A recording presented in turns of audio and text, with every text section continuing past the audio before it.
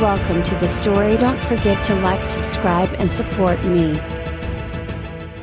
The kingdom of Eldritch had always been a strange place, caught somewhere between the majesty of magic and the relentless grind of machinery. Catherine Belmont felt the pulse of both forces as she walked the streets of the capital, her sword swinging at her side. Steam-powered carriages hissed along cobbled roads while the enchanted glow of magical lamps illuminated the misty night. She had been summoned by King Alistair, and she could sense that the night's air carried more than the usual fog. There was something ominous about it. Catherine's mission was simple, on paper. As one of the kingdom's most trusted swordswomen, she had been tasked with overseeing the election of the first in the Empire's long history. The king had decided that it was time for the people to have a say in their government. But in a world where mechanical soldiers could be controlled by the mere flick of a mage's fingers, nothing was ever that simple. The palace loomed before her, a grand structure of metal and stone,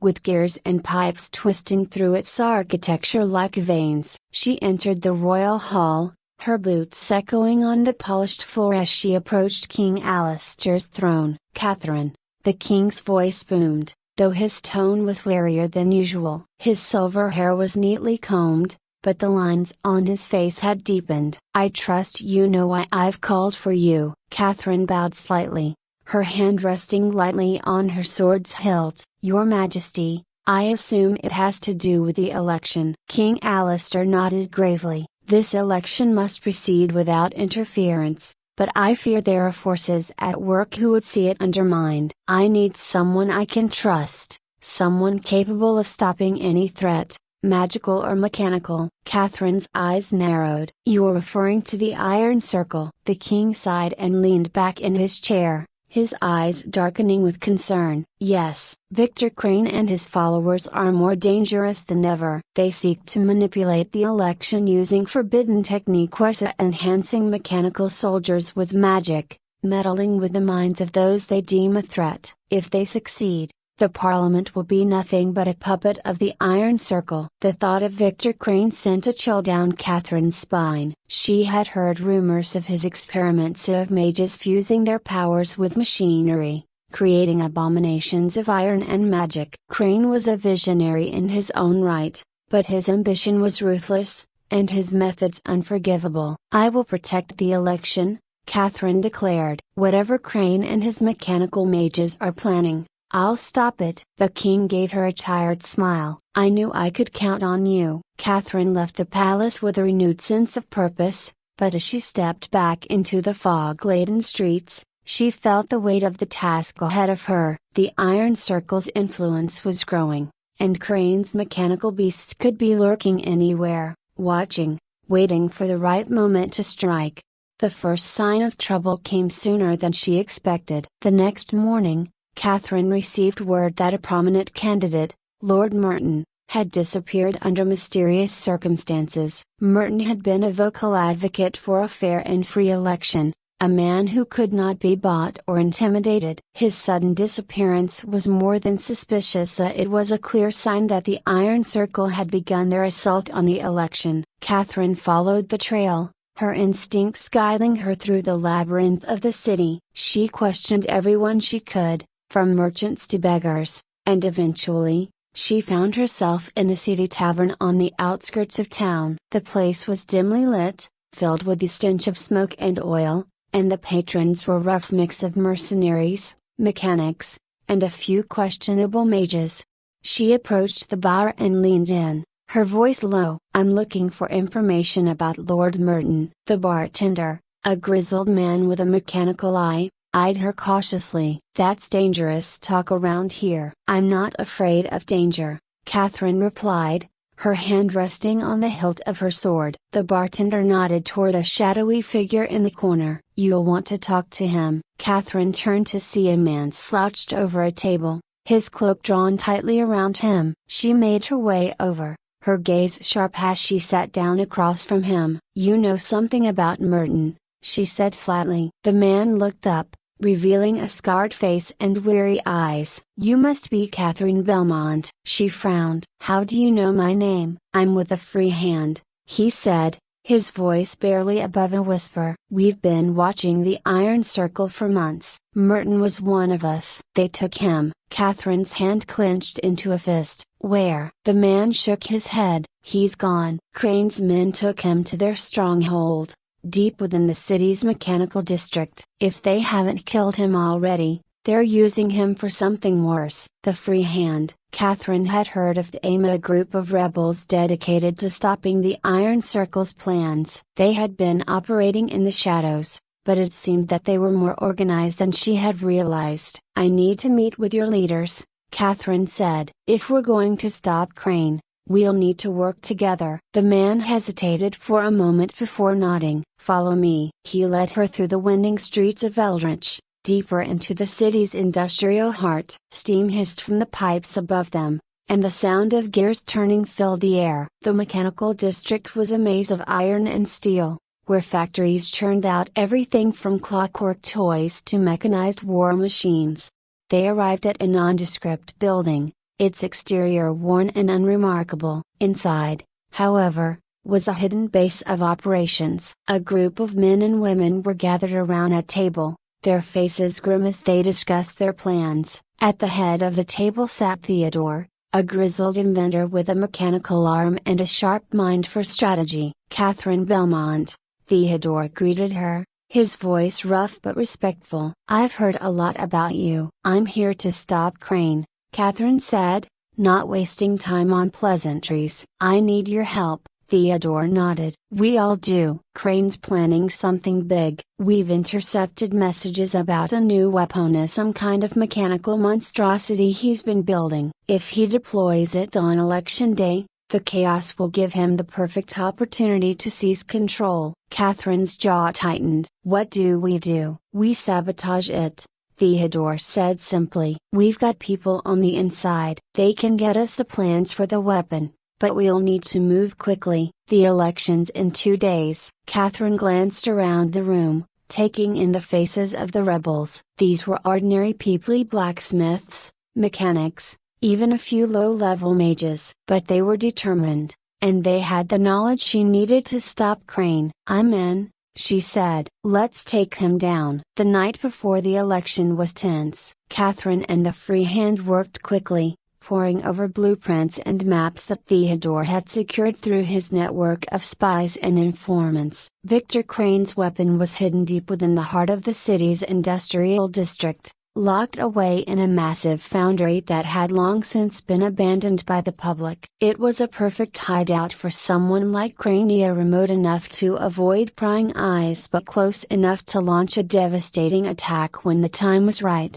The plan was simple but dangerous. Catherine and a small team would infiltrate the foundry, sabotage the weapon before it could be activated, and escape before Crane realized what had happened. Alara, the former mage who had lost her powers to one of Crane's earlier experiments, volunteered to accompany her. She was a fierce fighter, despite her lack of magic, and her knowledge of Crane's technology would be invaluable. The Free Hand had gathered everything they needed: tools to disarm the weapon's magical core, blueprints of the building, and enough firepower to take on Crane's mechanical soldiers. But even with all the preparation, Catherine couldn't shake the feeling that something was about to go terribly wrong. As they set out under the cover of darkness, Catherine's mind raced with the possibilities. She trusted her team, but Victor Crane was cunning and ruthless. He wouldn't go down easily, and she knew that this mission would be the most dangerous one she had ever undertaken. They moved swiftly through the streets, keeping to the shadows to avoid the patrols of mechanical soldiers that now stalked the city. The sound of gears turning and steam hissing followed them as they made their way to the foundry. The building loomed ahead, a massive structure of iron and stone, its windows dark and forbidding. The only light came from the faint glow of magic that pulsed within the walls, a clear sign that Crane's weapon was ready to be deployed.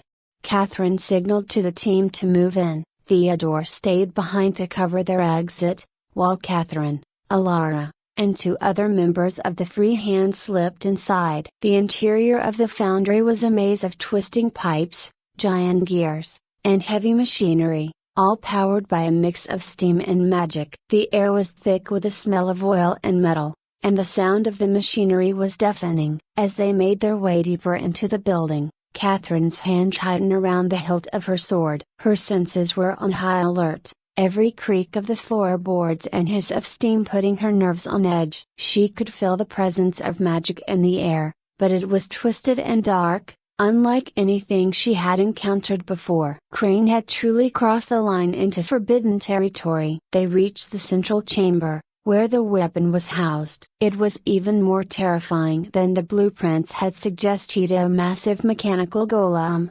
towering over them, its body a grotesque fusion of iron and magic. Glowing runes pulsed along its surface, feeding the dark energy that powered it. At the center of its chest was the curious swirling vortex of magical energy that gave the golem its power. "We need to disable the core," Alara whispered, her voice barely audible over the noise of the machinery. "If we can disrupt the flow of magic, the whole thing will shut down." Catherine nodded and signaled to the others to take their positions. Alara moved to the side, pulling out the tools she needed to disarm the core, while the other two members of the free hand kept watch. Catherine stood guard by the entrance, her sword drawn and ready for anything. But just as Alara began her work, the sound of heavy footsteps echoed through the chamber. Catherine's heart sank. They weren't alone. The doors at the far end of the chamber burst open, and Victor Crane strode in, flanked by a squad of his mechanical soldiers. His face twisted into a cruel smile as he took in the scene before him. Well,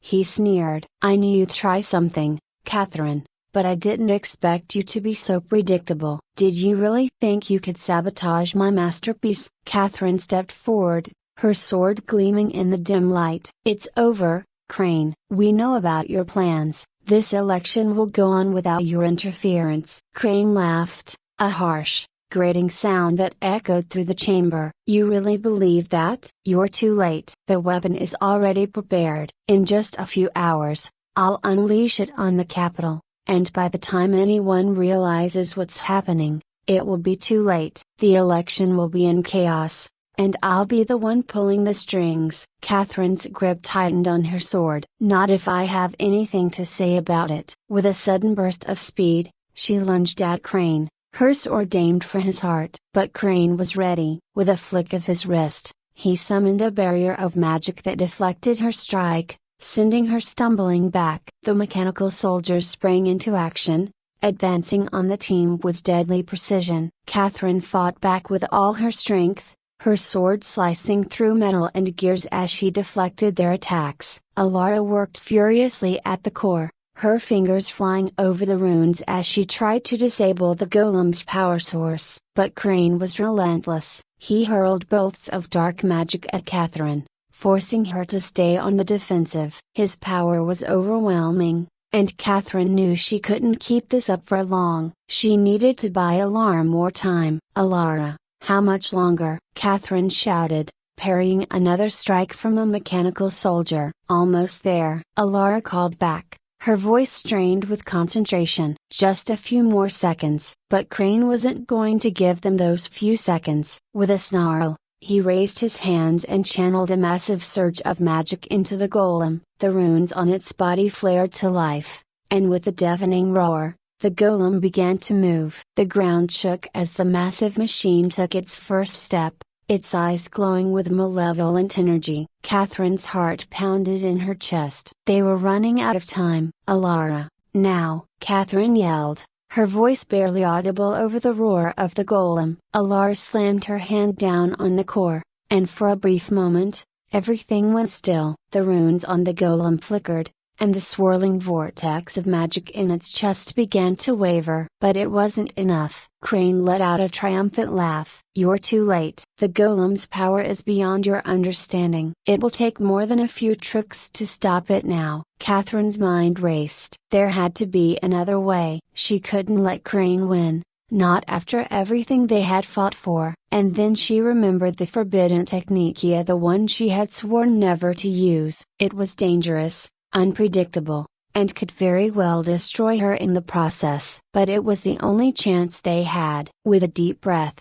Catherine closed her eyes and focused. She could feel the magic within her, the power that she had always kept tightly controlled. Slowly, she began to channel it through her sword, allowing the magic to flow freely for the first time in years. Her sword began to glow with a bright, blinding light, the magic coursing through the blade with an intensity she had never felt before. The power surged within her, threatening to overwhelm her, but she held on, directing it toward the golem. With a cry, she swung her sword at the golem, unleashing the full force of her magic. The blade connected with the golem's chest, and the impact sent a shock wave through the chamber. The runes on the golem flickered and then went dark as the core shattered under the force of Catherine's strike. The golem let out one final, deafening roar before collapsing to the ground, its body crumbling into a heap of metal and magic. The battle was over. Catherine stood there,